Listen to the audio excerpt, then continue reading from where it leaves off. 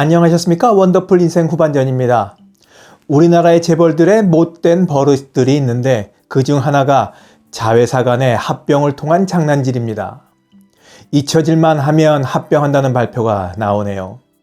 2015년 제일모직과 삼성물산의 합병으로 온 나라가 시끄러웠던 기억이 아직도 생생한데 지난 7월 11일에는 두산그룹이 계열사인 두산로보틱스와 두산밥캡을 주식 교환을 통한 합병을 하겠다고 발표를 해서 논란이 일고 있습니다.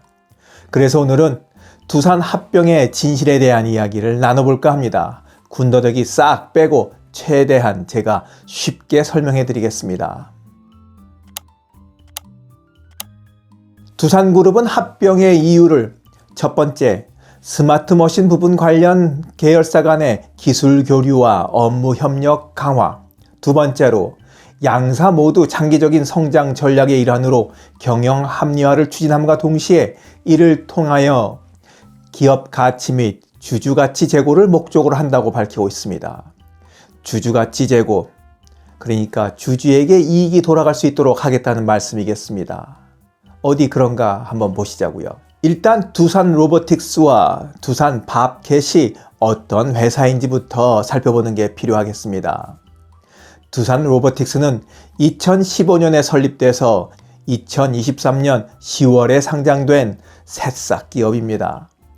미래 로봇 시장이 크게 확대될 것이라는 기대 속에서 두산그룹이 신성장 동력으로 삼고 있는 계열사입니다. 핵심 사업 영역은 로봇팔과 같은 협동 로봇과 뉴스에서 로봇이 혼자 커피를 타거나 튀김을 튀기는 거 그런 거 보셨을 텐데 그런 솔루션을 만든 회사입니다. 반면 두산밥켓은 트랙터, 지게차, 불도저와 같이 산업 현장, 건설 현장 또는 농장에서 사용되는 소형 장비를 만드는 제조업체입니다.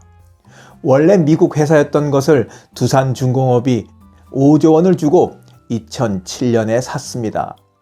인수 직후인 2008년 전 세계적인 금융위기 속에서 그룹 전체가 흔들렸던 두산그룹은 중공업으로 가는 길만이 살 길이라는 기치 아래 밥켓을 지켜냈고 지금까지 알짜 기업 노릇을 톡톡히 하고 있습니다. 그렇다고 세간의 평가마저 후한 것은 아닙니다. 2020년에도 두산그룹에게 위기가 다시 한번 찾아왔었는데 재계 평론가들은 12년 전 밥켓을 사느라고 그룹의 자금이 바닥나서 이렇게 됐다며 타박을 하던 때도 있었습니다. 두산그룹에서 보자면 밥켓은 아픈 새끼손가락 정도 되지 않을까 싶습니다. 어떤 회사인지 대충 설명을 해드렸으니 이제 두산그룹이 어떻게 합병을 하겠다는 건지를 알아볼 차례입니다. 언론에서는 복잡하게 그려놔서 봐도 모르겠던데 제가 가장 단순한 그림으로 설명해 드리겠습니다. 보시다시피 현재 홀딩 컴퍼니격인 주식회사 두산은 두산에너빌리티의 30%를 소유하고 있고 두산에너빌리티는 두산밥켓의 지분 46%를 보유하고 있습니다. 그런데 두산그룹은 두산밥켓을 떼어내서 두산로보틱스 밑으로 갖다 놓겠다는 것이 계획입니다. 여기에서 첫 번째 마술쇼가 벌어집니다. 지금부터는 혼란을 줄이기 위해서 두산로보틱스에서 앞에 두산을 빼고 두산밥켓에서 두산을 빼겠습니다. 그냥 두산이라고 말할 때는 주식회사 두산 홀딩컴퍼니를 말하는 것으로 이해하시면 되겠습니다. 두산의 로보틱스 지분이 합병 이전에는 68%였지만 합병 이후에는 42%로 줄어드는 반면 로보틱스는 밥켓을 지분 100%를 소유한 자회사로 갖게 됩니다. 합병 전에는 밥켓의 지분 46%밖에 갖지를 못했지만 합병하면 돈 한 푼 안 들이고 100%를 소유하게 되는 마술쇼가 펼쳐지는 겁니다. 어떤 계산으로 어떻게 했는지는 일단 접어두시자고요. 그것까지 얘기하면 한도 끝도 없으니까 말입니다. 자, 여기까지는 그렇다고 치시자고요.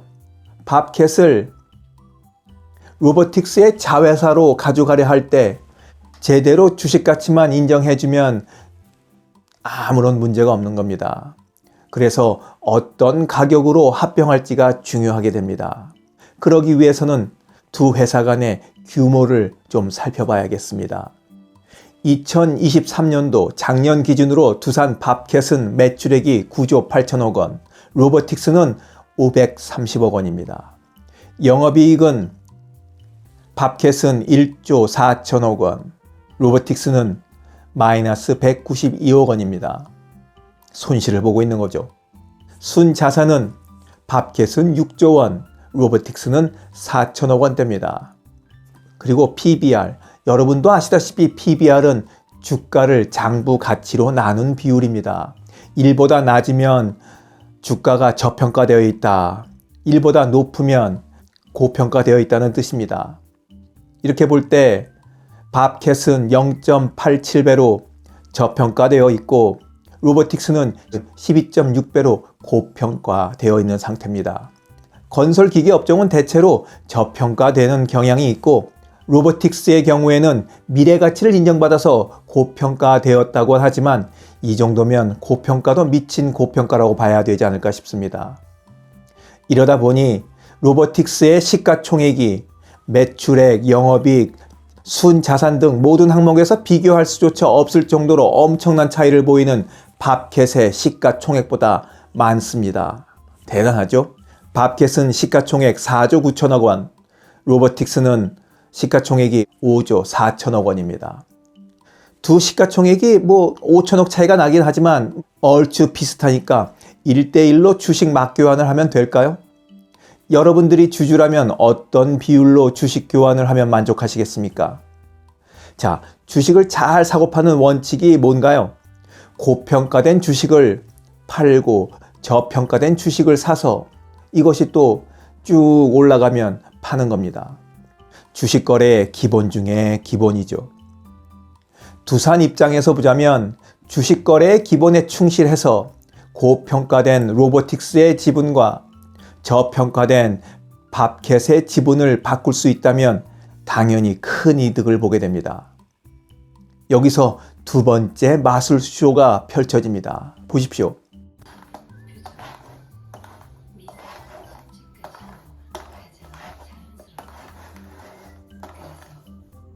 두산은 주식 맞교환 비율을 1대 0.63으로 정합니다. 여러분이 밥캣 주식 100주를 갖고 있는 주주라면 내가 갖고 있는 주식을 내주고 로보틱스 신주 63주를 받게 된다는 얘기입니다. 밥캣 주주들은 당연히 손해를 봤다는 생각을 하지 않을 수 없겠습니다.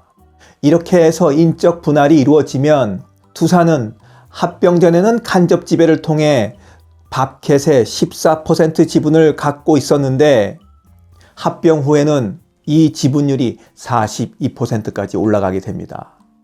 이것이 두 번째로 펼쳐지는 합병 매직 쇼입니다.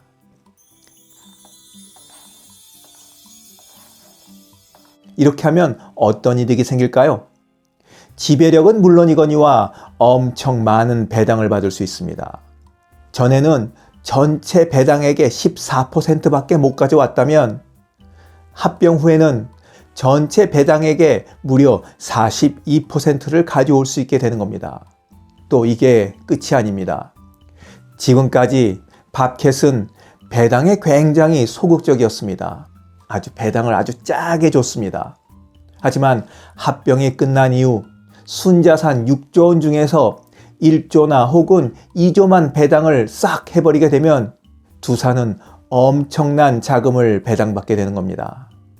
이것이 두산이 합병을 하려는 진짜 이유입니다. 이번 합병이 성공하면 새우가 고래를 삼키는 또 하나의 사례가 생기는 것이고 이 와중에 일반 투자자들은 손해를 보는 일이 생길 겁니다.